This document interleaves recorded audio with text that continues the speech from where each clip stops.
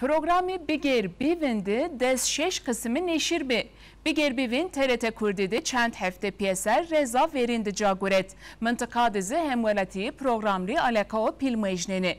Mazi hemvelatiyondur der hakkı Bigir Bivindi kısa kerd. Haberima Diyarbakır'a yana ekran.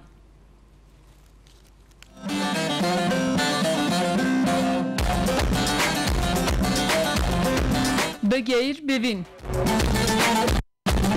Programı Bigir Bivindi şiyes kısmı neşir bi. Programla alakayı hemulatyon zir, reç bir reç ziyediyano. Bigir Bivin çend hafta piser TRT Kurdi'dir yeza verindi caguret. Program tamam şekay mavaş fenen zavrundu. Keşke hatten eriz bibin. Yani imkan matanızmış kayr zavaş bi. Keşke daha veriz bibin millet kuşunasnaş ben. Her hafta ma serken zavaş ona program. Mazi Diyarbakır'da hemolatyondur der hakkı programı Bigir Bivindi kısa kerd. Kültür tarih manamne ama zaten keşke veriz bibin gelen gittikçe yani vu'nun tarihi o yenilemişken zoni ona var ne bir nizon tarih çi kültür çi nizon.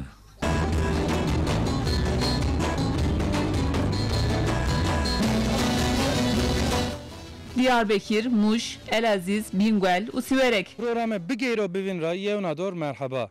Ma geray şekuri devam keni. Ma anu hafta meça ma kaza Elazığ Palu. Ekiba Bigir Bivin her hafta yev mıntıkayı zazayon ziyaret kena. Nevaşa perişuna sakazanena torkuta serkan ay şimaz daliban. Vallahi ma program haftada ama bir kere izlenmişken önce bin daşrın beni.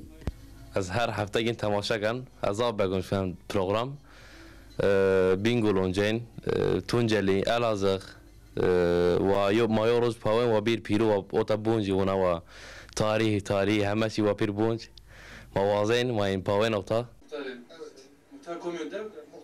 Bigir Bivin her hafta roy cuma saat 20:15'te ekranı TRT Kurdi'ne eşir beno.